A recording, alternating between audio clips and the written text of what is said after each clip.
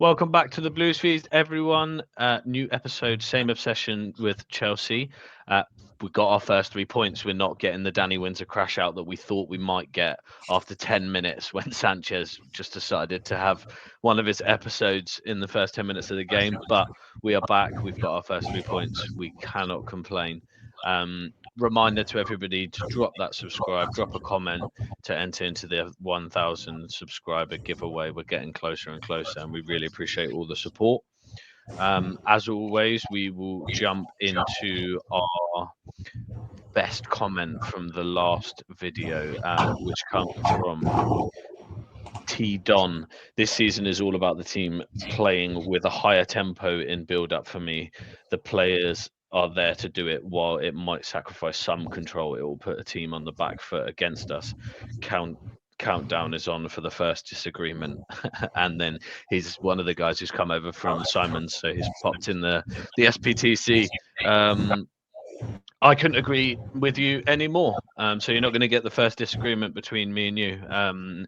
We said it last week on the preview and the review episode that we want to see it quicker. It's what made us look better in the Club World Cup. So yeah, I couldn't agree more, to be honest with you. I thought that was one of the main reasons, outside the shape, which we'll go on to. I think one of the main reasons we looked better against West Ham was the speed and the tempo that we played at. Anything you want to add to that, Luke? No, I completely agree. And sometimes it's nice to lose a bit of control and to gain a little bit of excitement. Sometimes that's the compromise you have to make, and something that Maresca didn't like to do as much last year. But it feels like he's got more confidence in the players, or at least certain players, which we'll come on to be able to give up that control, to be able to play a sort of more expansive brand of football, which is nice to see. And it's nice to see we've got that adaptation from the Palace game, where we were pretty much set up to not lose because of injuries, etc., to then the West Ham game we were set up to play that sort of more expansive brand. It was quite nice. So yeah, I completely agree with the comment. And yeah, no disagreement between me and Danny as of yet, but I'm sure that will come. That will definitely come. I can pretty much guarantee it.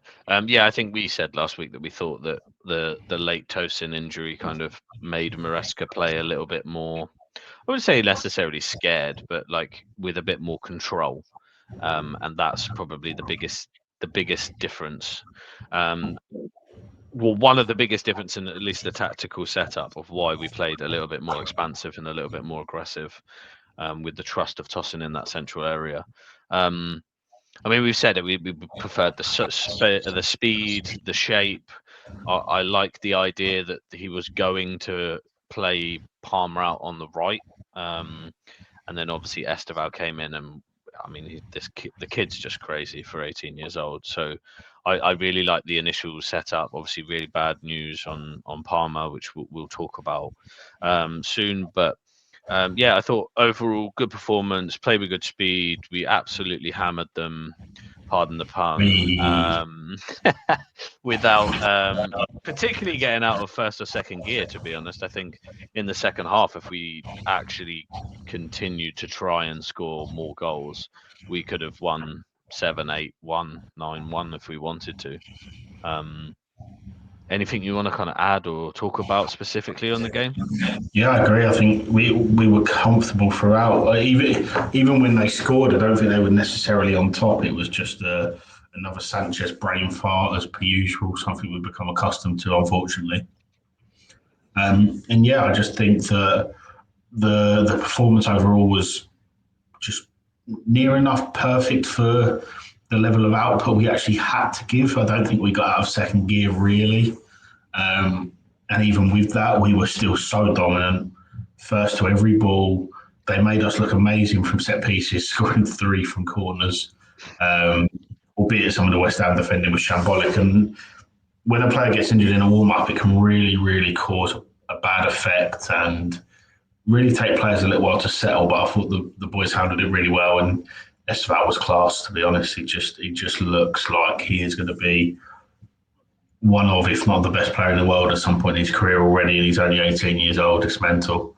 Yeah, I was really impressed with the whole team. I think somebody like Liam Delap needs a bit of a shout out because nobody's really talked about his performance because there was no goal or assist. But what he was that bounce board for the team. It was throw the ball up to me, I'll hold it up, I'll link the play.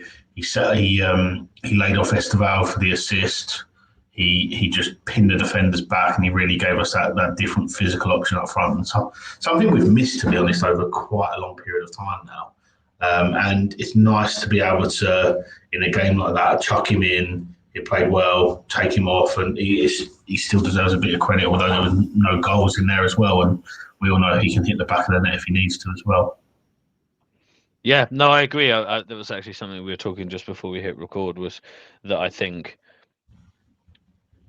Delap had one of those selfless striker performances. I mean, you look at the Enzo Fernandez goal, he's kind of taken 2, maybe even 3 defenders' attention, which allowed Estevao to kind of pick the ball off him, drive, and was 1v1, and then a really good cross into the box for Enzo just to tap it in. So yeah, I think he did that multiple occasions. He held it up well. And if he isn't going to score, if he can play like that, then yeah, we can say that that's a good performance every week. It's something that like Haaland doesn't get much credit for within the way he plays at City. He just occupies so much space and so much attention that it allows their other players to play better. So yeah, really good performance by Delap. As you said, Estevao, wow, this geezer's special. Who needs Rio when you've got Estevao? After seeing him score yesterday, which was a little bit sour to see him score after he left Chelsea, but nothing Chelsea could have done about that, to be honest. He just wanted to go. So, yeah, a really good performance. I think there's not much more really to add to that. I think we wanted to obviously have a look at the shape that Chelsea kind of deployed against West Ham. It was kind of more of what we asked for in the review pod, to be completely honest.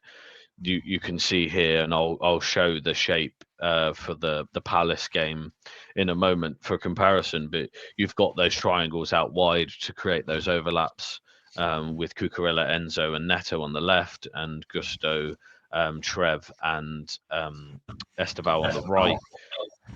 You can see there's less into the middle into João Pedro. It's kind of more spread into Caicedo and Tosin and out to wide. I thought we played much quicker out to the wings, and then a lot of crossfield kind of balls as well. If it didn't work out there, we switched the ball very well to Probe, and at a much higher tempo. It was much more one touch, 2 touch, as we kind of mentioned, instead of kind of 3-4 touches and very slow and to the person who was right next to him. So is there anything you want to kind of mention on that shape? Anything that stands out to you?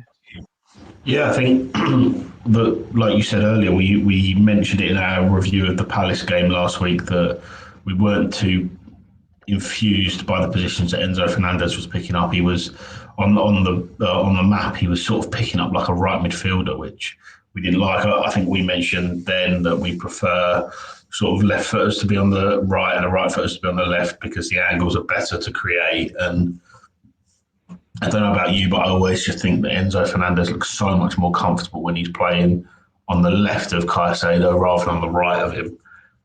It feels like he's just a bit more comfortable. He knows his angles. He knows the players around him. And you look at them sort of triangles off of Fernandez there. You've got him, Neto and Cucurella have got a good little link up. Then you've got him, Tosin and Caicedo. And it just feels like he links everything on that left-hand side. And he is that sort of the key sort of dictator of play that side.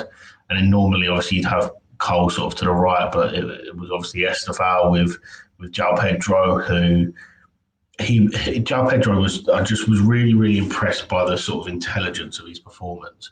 He never really carried the ball too much or did anything special, but it was get the ball, turn, run at them, pass it wide, make that run. Or if he's not involved in a build-up play, he was always in and around the box ready to go.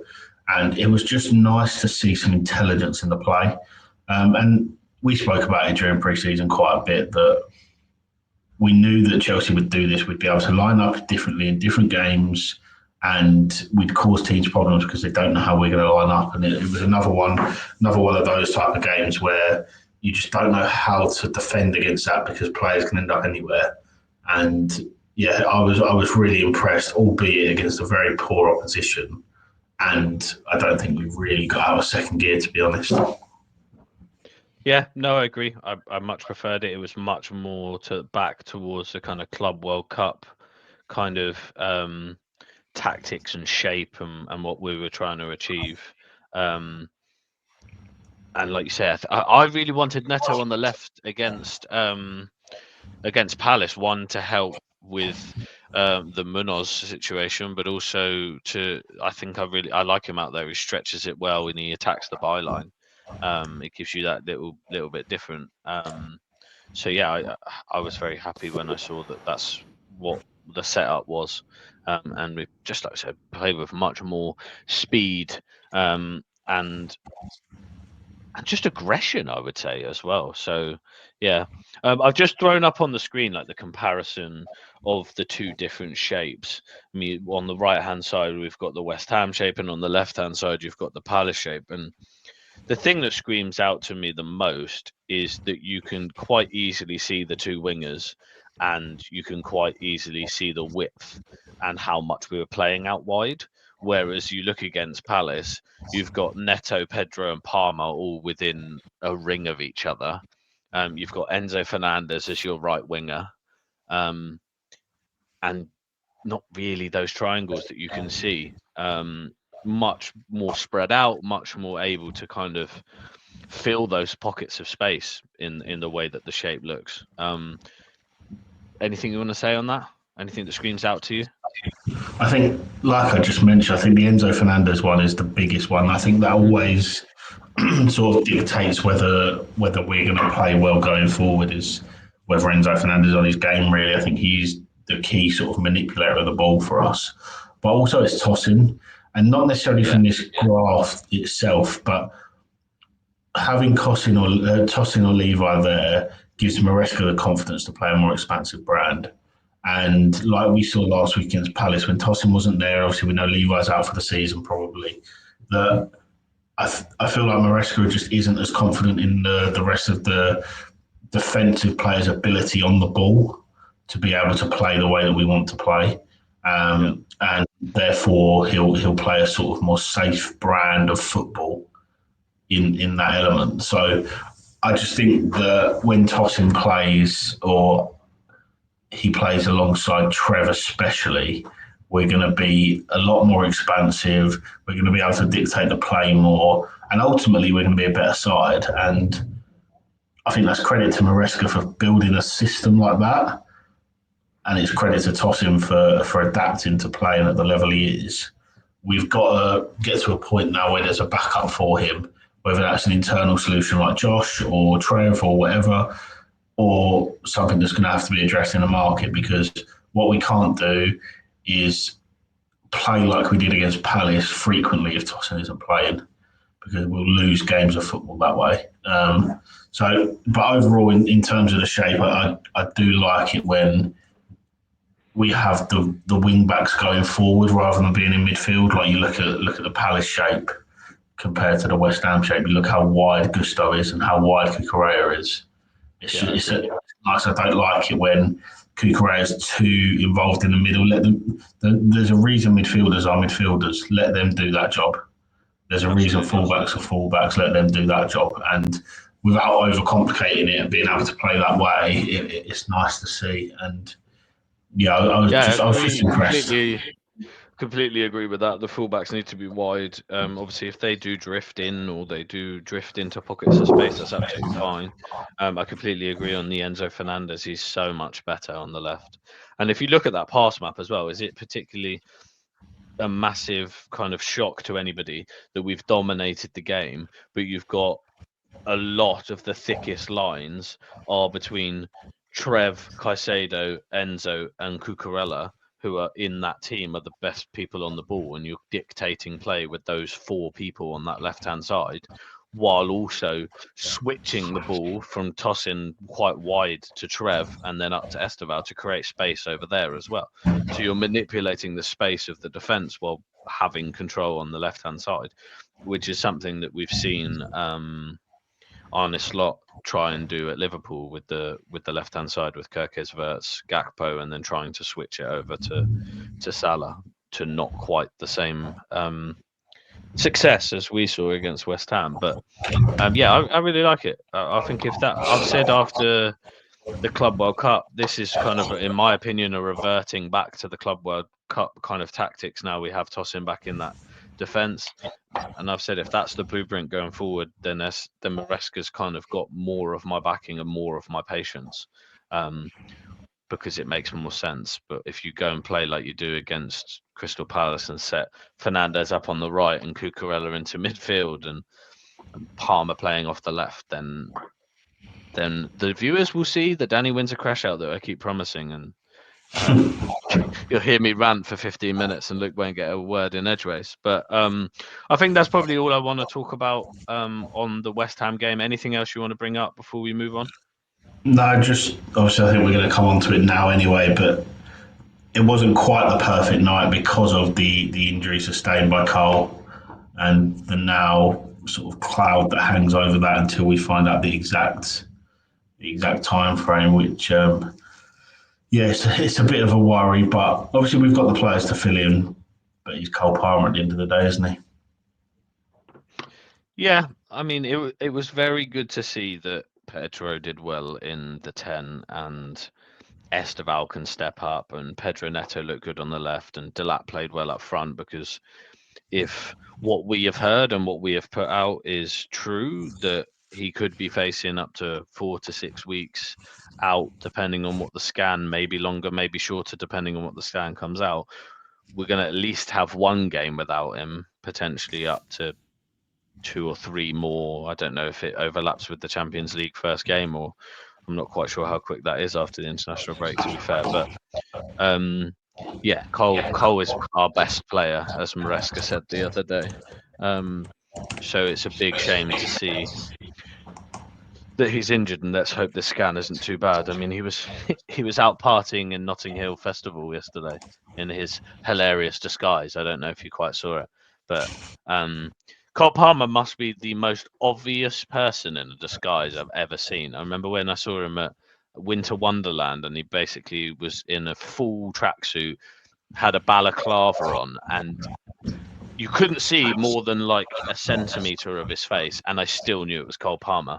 And then the same as yesterday, he was wearing a balaclava with like dreads, and just by his body shape and the way he walks, you're like, well, that's Cole Palmer. Yeah. He's one of the most unique body shapes ever. It is really difficult for him to hide it, isn't it?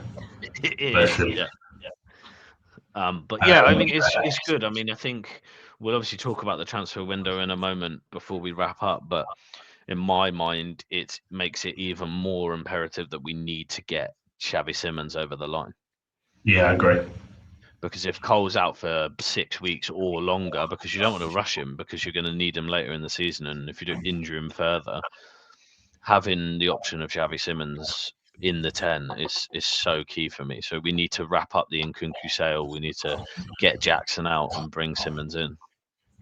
Yeah, and I still have that sort of optimism that we can do all of that. But as the days go by, as of now, we're six days away from the window ending. I am starting to get a little concerned that the fears of just Garnacho coming in could prevail. I hope I'm wrong. And to be honest, with the window we had up until sort of the start of August, they deserve the backing of us being hopeful and optimistic that it gets over the line. But yeah, if it comes to this time next week and the only new addition we've got is Garnacho, then I think there will be some questions raised. Yeah, I will scream and shout if we sign Garnacho for 40 million when you could have Xavi Simons for 55 plus add-ons, 60 plus add-ons. I just feel like we're going to end up getting Garnacho on a loan. I just feel like that's what's going to happen. But then if we get Garnacho on the loan, you've got even more money to get the Simons deal over the line. So what's the issue? Yeah, true. Yeah. There is no way in hell we should finish the transfer window with just Garnacho? If we sign one attacker, it needs to be Simmons. Oh, I completely agree, mate. But I just have a horrible feeling that if we sign one attacker only, it's Garnacho. Let's hope we sign two and a centre back and a goalkeeper, and be completely unrealistic. If we just sign Mike Magnon, Bastoni, Barcola, and Xavi Simmons before the end of the window, and then we'll all be happy. Yeah, like if we could just go out and do that, like, come on, if you can do it on Football Manager in like 20 minutes, must be able to do it in the real world, surely. Yeah, just start offering people out. That's what you do, isn't it? Like, just offer them out 10 million below their transfer release clause. Yeah, it's exactly that. See, it's not that hard, is it, really? All right. Well, Stanley, just hit us up if you need any help. Yeah, exactly. I'm sure we can get it done. No, but I mean, there's lots to be done, to be honest. I mean, you've got Jackson, you've got Nkunku, you've got Disassi, you've got Sterling, Chilwell, all to go, plus needing at least Simmons and Garnacho. And the more it goes on, the more I feel like they're just going to wait and not do anything on centre-back and wait until after... wait and see, because nobody seems to be leaving. There doesn't seem to be a bid for Trev or Tosin or anybody. I think they'll leave centre back till at least January. I think maybe next summer, but at some point we do need to sort that area of the pitch out. Mm-hmm. I think I said it to you a few weeks back. I don't know if it was on the pod or separately, but I feel like we might have a similar window that we have this window with attackers, but with defence next summer. So you might see Disassi. Well, Disassi should hopefully go, but you might see Tosin, Trev, and Badiashile, and maybe even Fofana leave next summer, and then they'll bring in Sarr, who's obviously already a Chelsea player, plus 2 or 3 centre backs to add to that mixture. I wouldn't be surprised if we see something like that. I hope you're right, mate. But it just means another year of coping with Robert Sanchez. Yeah, and the same with the goalkeeper. I think they'll either decide that Penders is now ready, and they'll just blood him in, or you'll see Jorgensen leave if he doesn't get many minutes, and you'll see Sanchez go because he won't want to be number 2, and you'll see Penders +1 come next summer. I think that's probably what's going to happen. And I think if Fofana has another injury and misses another 3 or 4 months, 5 months or whatever of the season, which at the moment seems inevitable more than an if, then you'll see them cash in on Fofana and get whatever you want for him, whatever they can get from him, sorry. They'll sell Badiashile if he doesn't stick fit again. They'll probably finally cash in on Trev because they seem to want to do that all the time, and they'll just finally get that done. And then you'll see 2-3 centre-backs come in, and that will be the shake-up that happens next summer. You think Trev just ends up staying forever, though? Like, he seems like unsellable at this point because... Well, what he'll do is he'll go to be sold, and then all of a sudden he'll be injured again, and then nobody can sign him because he did that, 2 seasons ago? Yeah, I like it from Trev. Yeah. Just all of a sudden, oh, my hamstring.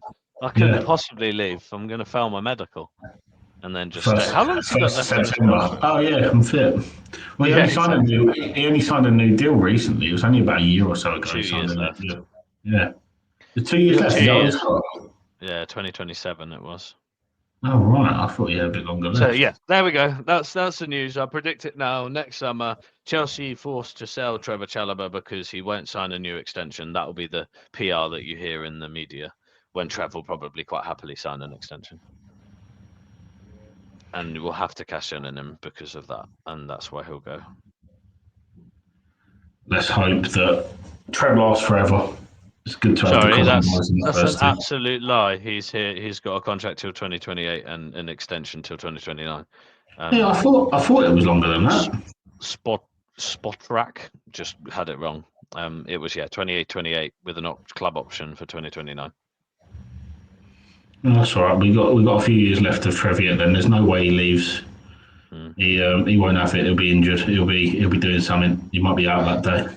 Yeah, but that is my prediction of what they'll do. They'll do the centre back changing arounds because next summer I don't expect them to sign any attackers. If maybe they sign one, if somebody leaves, but they've got Quenda coming. They've got Paez maybe coming. They have Enciso if he does well at thingy. So I don't think there's much space for many attacking signings. I think it will be the defence they sort out. Yeah, And I maybe agree. a midfielder if one of the 4 or 5 that could start in most Premier Leagues just get fed up of not getting enough minutes, like an Andre Santos, or maybe Real Madrid finally come for Enzo Fernandez. On midfielders from Madrid, Gallagher back to Palace seems to be heating up a little bit. That could be interesting. Yeah, I saw that. It also made me laugh because I always argued with my dad about the Gallagher, and I was always like, "Yeah, I think he should go. He's not going to play." And he was like, "No, he's going to go to Madrid. He'll play every minute," and then hardly played and might be back on loan at Palace. There's no shade on Conor Gallagher. I think he's a nice guy. He's a good player, but I just never thought he was Chelsea starting level. He would absolutely cook at Newcastle, by the way. Yeah, he would. Yeah, he would. Just that he just reminds me of like a young Joe Linton. I don't mean that as a slag off of Gallagher either. But No, I know what you mean. A high octane pressing, counter-attackive kind of basketball style football which Newcastle play, he would do very well for sure. Yeah, be nice to see him back in the Prem as long as he doesn't go to like Spurs. I don't think there's a chance in hell he turns up at Spurs. That's His good. dad would disown him, mate. He's literally a I'll Matthew tell you Harding. who else. He's a Matthew Harding season ticket holder, or was. I don't know if he still is now because obviously he might be in Madrid with his son, but He'd be amazing at Man United as well. He's literally the exact midfielder they need. I don't think so. I think they need a DM, but anyway. But yeah, well, that wraps up the review. As always, drop your comment down below and give us your thoughts on anything we've discussed. Call us boring for not arguing yet. Who knows? Just drop something down below. We'll choose the best comment for the next video. We will be back later in the week with a Champions League draw reaction. We'll be back with a preview for the Fulham game as well, and reacting to any news that might come up. It could be a busy week. Could have a lot of content depending on how the transfer window ends. But thank you very much for listening. Pop your subscribe, pop your comment, and we will catch you in the next one. Peace.